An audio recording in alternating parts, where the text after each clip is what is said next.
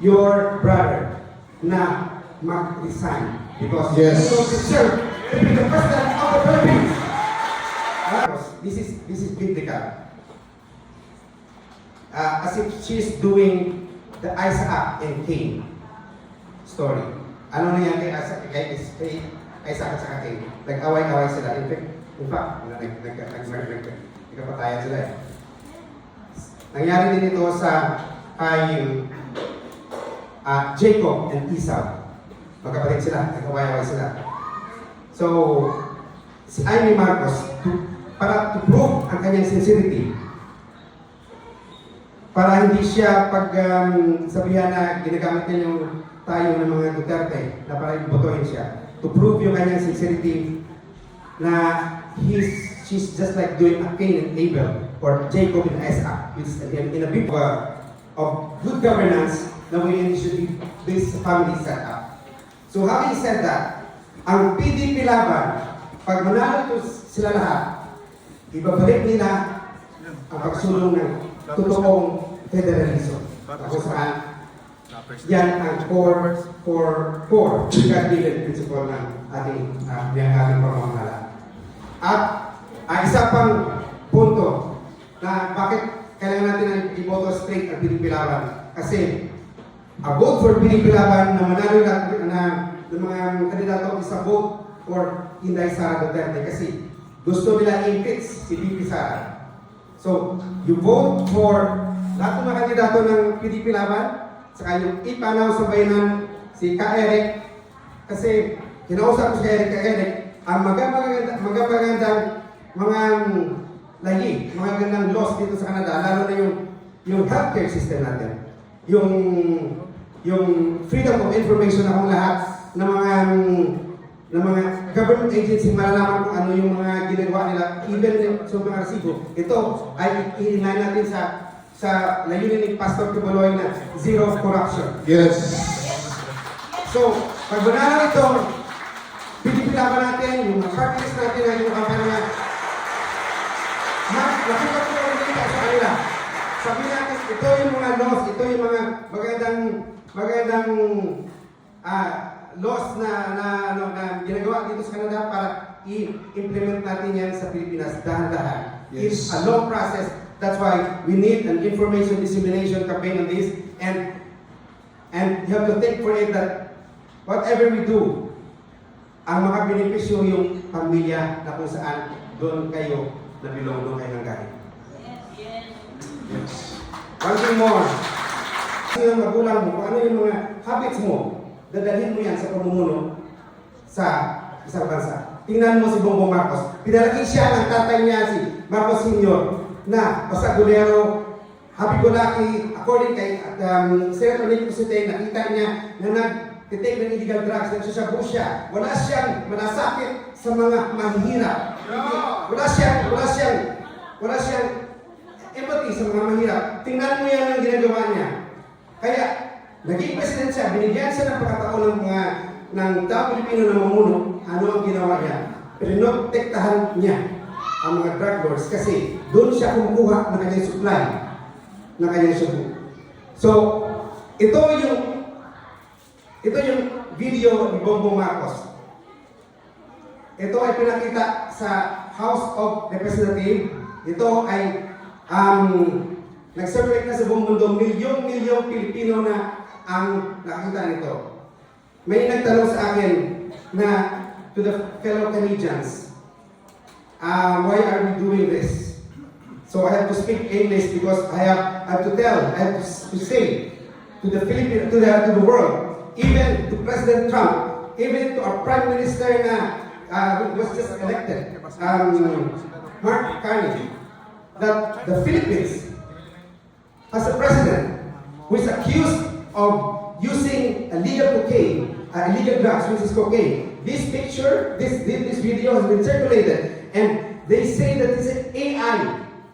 Pero ito binigay, they gave it to Binibining Maharlika, and Maharlika was able to submit it for authentication, video authentication. Two organizations or two agencies have authenticated this video. that the President of the Philippines is taking illegal substance, which is cocaine. So we are showing this to the Canadian government, even to the US government, that you are feeling, if it's so happy that you have a state vision or whatsoever, think of it, that the Philippines is being run by the president who is who is nagtitake ng legal substitution. So, if you are a person kung saan you lead a country, you are leading the Filipino people sa maruming pamumuno. Kaya, we are joining the Filipino, even in the US, there is a big clamor now na we are calling for the resignation of Bongbong Marcos. Dito sa Canada, ang Prime Minister, the former Prime Minister, si Justin Trudeau, because of his irresponsible leadership, bad decisions, he was forced down to step down by his own party members. Pressure siya, he was pressured to step down. It's in the news. That's why we have a snap election and we have another election. So we, the Filipino people, have also the right to ask for the resignation of Bongbong Marcos. Yes! You do not deserve to continue the leadership.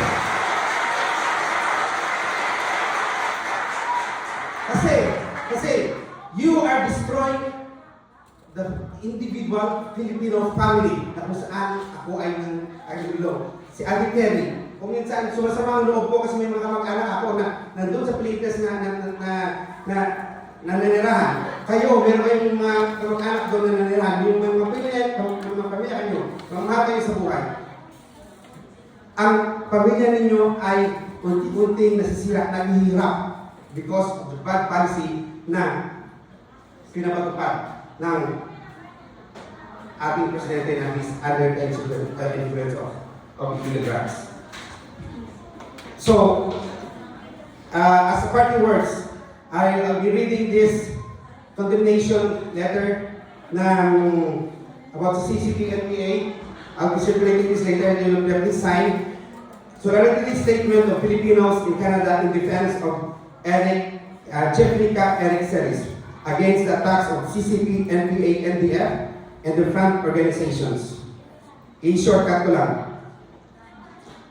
To our dear compatriots, fellow Filipinos, and esteemed allies in Canada, we, the vibrant Filipino community inside Canada, unite our voices and hearts in a powerful expression of solidarity to defend and support Eric against the vicious attack of the previous organization, the notorious CCP, NPA, NDF, and the front organization.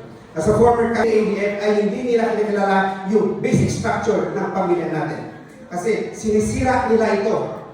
Kaya, ang mensahe ko sa CCP, NPA, NDF, hindi kayo magsasucceed kasi ang sinisira niyo ang pamilya na kung saan dyan tayo nanggaling. The first governance na nangyari sa buong mundo ay nangyari sa the Garden of Eden. Nako na federalism is just like running a family. Bakit sinabi ko? Because So, bigay kong pagkakataon kay Brother Ben Hoben, mga kapatid, para po sa karagdagang mga impormasyon. isang mainit na magandang gabi sa inyong lahat.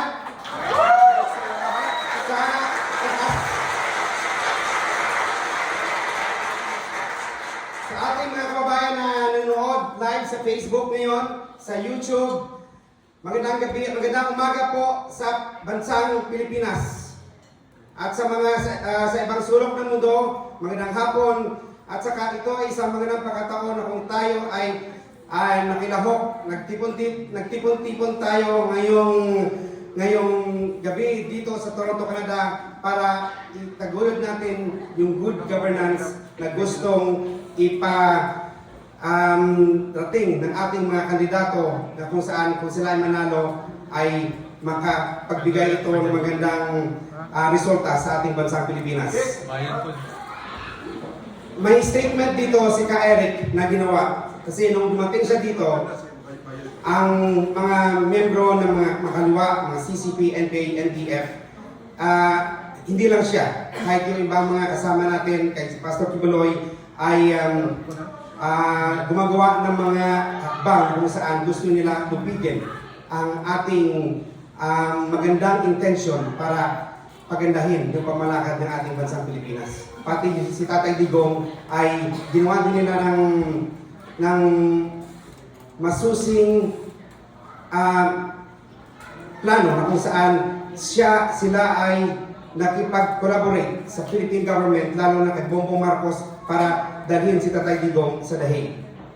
In fact, sa attestation ni Ka Eric, si Attorney Conde, na representative ng ICC, ay pasinig niya na sinasabi na kasama siya sa CCP, NPA, NDF. So this is a collaboration. Ang pagdala kay Tatay Digong sa Dahig is a collaboration between Marcos administration at CCP, NPA, NDF.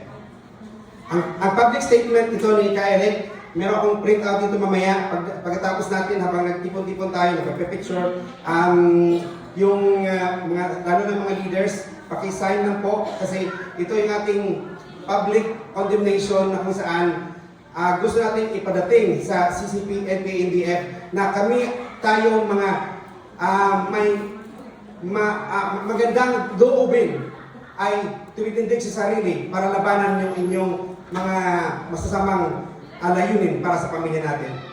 Speaking of good governance, ano ba yung pinaka-core ng good governance? Ang CCP, NPA, NDF, nagsasabi sila na gusto nilang palitan ang ating gobyerno kasi sila ang may, sabi nila sila ay may layunin na pagandahin yung pamamalakad ng Pilipinas kung maging under tayo sa CCP, NPA, NDF. Ang pamunuan ni Bongbong Marcos gusto nilang padalunin ang kanilang mga alyansa ng magbubudol. Kasi sabi nila, sila ang baguhin, bagong Pilipinas. Ito yung good governance.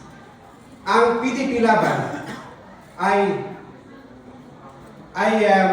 meron din layunin na para pagandahin yung ating bansang Pilipinas. So isipin natin, ano ang pinaka-core, ano ang pinaka-basis natin sa sarili natin? Bakit butuhin natin straight ang PDP laban? Bakit hindi natin butuhin yung alyansa ni Bongbong Marcos? Bakit paglabanan natin yung CCP and NPA, NDF? Kasi nakalagay sa Biblia kung anong sinasabi mo, the fruit, anything you say, the fruit of the Spirit, kung anong resulta ng sinasabi mo kayong layunin, ay makikita kung ano yung fruit ng Spirit mo. Ang CCP, NPA, NDF, for 50 years, na ginagawa nila ng pagsusupit. Ang tatay ko, 14 years old na ako, namatay dahil sa CCP, NPA, NDF. Wala akong tatay. Lumaki ako na nagtatanong, bakit nangyayari ito? Bakit nangyayari ito sa pamilya namin? Ang nanay ko ay gumawa ng paraan para matuloy yung aming pamumuhay. Nagtrabaho siya 24 hours a day. Meron kaming farm sa Barangay Katipunan, Tapas Kapis. Shout out sa taga Tapas Kapis na nanonood ngayon sa Facebook sa YouTube. So, nagtanong ko sa sarili ko, bakit nangyayari ito? So, I try to seek answers. I try to know bakit ito nangyayari ito. So, during the course of my sa buhay natin, na pag tabi-tabi ko na ang good governance, dapat ito ay makabenepisyo sa ating pamilya, na kung saan ako ay lumilong, sa kung saan kayo ay lumilong. So the fruit of the Spirit, anong fruit of the Spirit? Ang CCP and ADF ay hindi nila kinilala yung basic structure ng pamilya natin. Kasi sinisira nila ito. Kaya ang mensahe ko sa CCP and ADF, hindi kayo magsasucceed kasi ang sinisira niyo ang pamilya na kung saan dyan tayo nanggaling. The first governance na nangyari sa buong mundo ay nangyari sa the Garden of Eden. Noong nag-ano yung sanugan ng mga tao. Nandiyan yung nangyari yung first governance, nagkaroon ng population explosion, nag-iba-iba tayo, kanya-kanya tayo sa ibang bansa. So, nagkaroon tayo ng good governance. So, the basis of good governance should came from our family. Kung saan ka nang galing, saan nang galing. So, dapat nandyan yan sa ating sarili. Diyan mag-start yung good governance.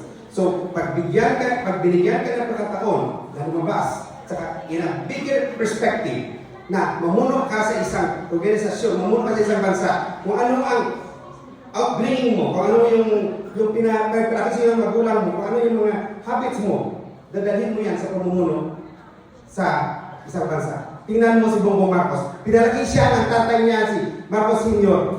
na pasagulero, happy-go-lucky, according kay Senator Nick Cositay, nakita niya na nag-take ng illegal drugs, nagsasabu siya. Wala siyang manasakit sa mga mahihirap. Wala siyang empathy sa mga mahirap. Tingnan mo yan ang ginagawa niya. Kaya, naging president siya, binigyan siya ng pagkataon ng taong Pilipino na mamuno. Ano ang ginawa niya? Pinotektahan niya ang mga drug lords kasi doon siya kumukuha ng kanyang supply, ng kanyang subo. So, ito yung video ni Bongbong Marcos. Ito ay pinakita sa House of Representatives. Ito ay nag-circulate na sa buong mundo. Milyong Pilipino na ang nakita nito.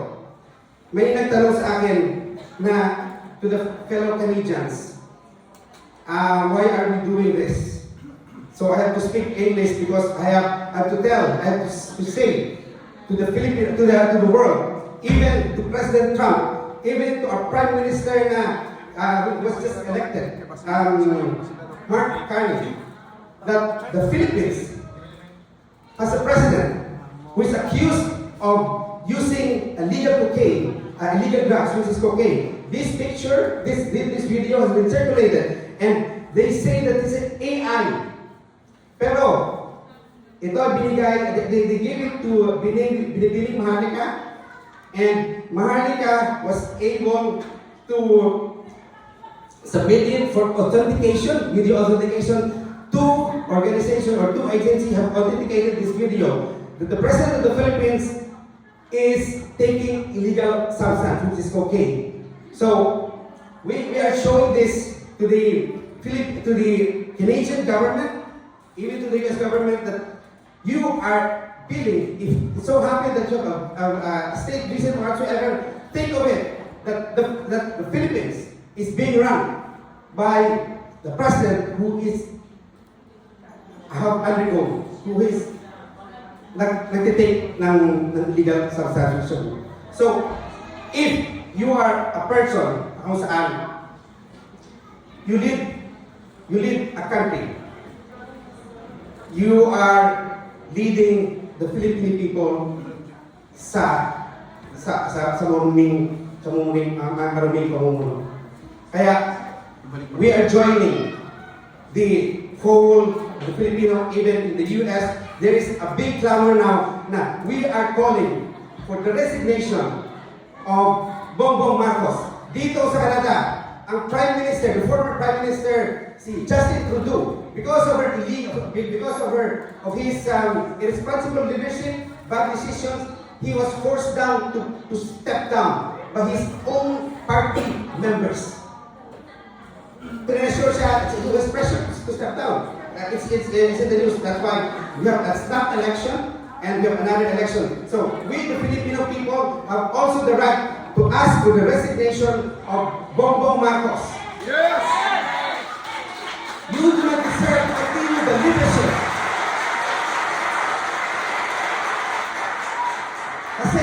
Kasi you are destroying the individual Filipino family na kung saan ako ay nang Si Ate Terry, Kung minsan sumasama ang loob ko kasi may mga kamag-anak ako na nandun sa Pilipinas na nananirahan.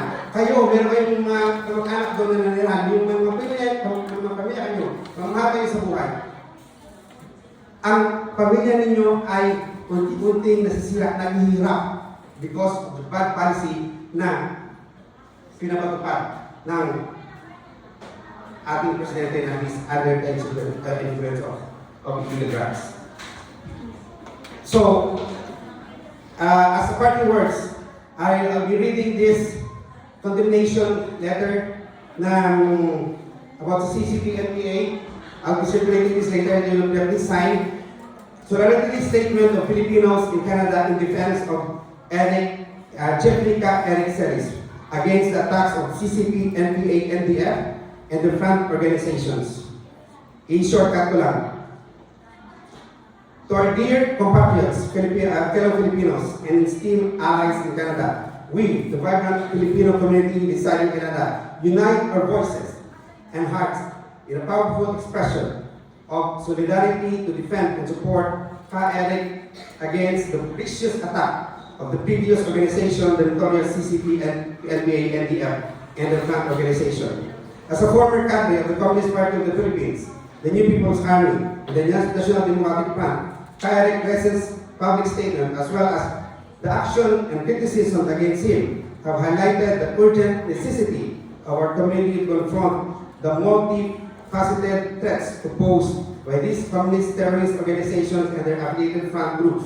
Ka-Eric's narrative is not just one's journey, it is emblematic to the broader struggle of truth, justice, and accountability of the Filipino, which is being given representation and symbolism by the persona of Jeffrey Celis. His advocacy. We wholeheartedly stand with Ka-Eric in his courageous decision to substantially expose the intricate and often hidden activities and ideologies of the CCP and NDF, oftentimes using the front organization and party-list group. So, may mga front organizations, mga CCP and NDF. So, yung natawag na yung Makabayan Black, yung grupo ni Frank Castro, na as sinabi ni Ka-Eric na they're using the government funds to influence yung mga bata natin, mga ano natin para maging sumama sa kanila, and in the long run, they destroy families. So, I'll go to the next page. Let us unmask the front organizations. Front organizations affiliated with the CCP, NPA, NDF like Bayan Canada and its affiliate often disguise themselves as legitimate entities advocating for human rights, social justice, and peace, and even dubious misrepresentation themselves as social activists.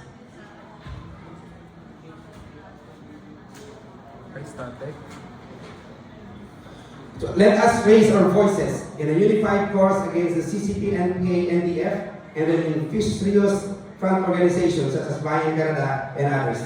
Together, we can forge a future where our communities thrive in an environment of real justice, freedom, and mutual respect. In solidarity, we commit and affirm we the Filipinos in Canada. So I'll circulate this later para i-sign ko. And bakit tayo kailangan natin iboto straight yung PDP Laban? Si Tatay Digong, bago siya tumakbong presidente, ang PDP Laban ang nag-convince kanya na tumakbo under the banner of federalism. So, si Tatay Digong at the time ay hindi pa siya fully decided to run.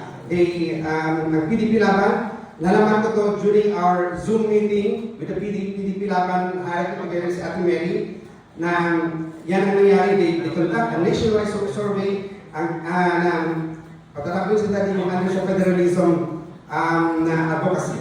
So in short, nanalo siya Tatay Digong dahil gusto niya palitan ang ating system of government ng federalism. Dito sa Canada, we are run under the federal system of Canada, under the system of government. In my advocacy, Sinabi ko na federalism is just like running a family. Bakit sinabi ko? Because it's a God-given system of government. Even sa time ni ng 12 disciples, the 12 tribes of Israel, binigyan sila ng kapatan ng Panginoon na you manage its tribe. You gave them absolute authority to manage its tribe. Sa ating pamilya, so, i-compare natin yan. May mga anak mo tatlo. Pag maliit na yan, alagaan mo yan. It's nature na alagaan yung mga anak mo doon. Na anak natin. Pag lumaki na yan, darating yan sa maturity period of 14 or 19. Sa time na they have the tendency, they as a person, they have to split up or magbukod sila. Lalo pag nagpamilya sila. They have to separate. So they have to cut the umbilical cord from your parents. Even sa animals natin, sa mga sisiyo, pag maliit pa yan, alagaan mo ng igi. Pag lumaki na yan, you let them go. You let them go on their own. The same thing kahit sa symbol of ego, kasi itay Sarah. Pag maliit yung ego, maliit, alagaan niya ng nanay. It's what's possible, protektahan yan. Pero pag malaki na yan, you let them go and fly and soar the sky and let them find their own food. In the same manner, sa system of government, the federalism, dito sa Canada, iba-iba ang ating, sa Ontario province, we have our own set of rules, we manage our own. Walang pakialam yung Alberta, we have their own. Kumbaga, in a family perspective, we already attained our maturity level na kung saan we try to be independent. Kasi pag ikontrolin mo yan ang anak mo, na mayroon ng pamilya, magkaaway-away kayo. The same thing sa governance. You don't control a province. Ito yung gagawin na natin yung mga kontrol nila. In the Philippines, yan ang nangyari, control. Kaya, nagkaaway-away tayo. Kasi kontrolin ng national government ang IRA, hindi na padala sa Cebu, hindi na padala sa Mindanao. So, hindi maganda ang pamamahala. Kasi, it violates the basic principles of good governance na we should be family setup. So having said that, ang PDP laban, pag manalo sila lahat, ibabalik nila ang pagsulong ng totoong federalism.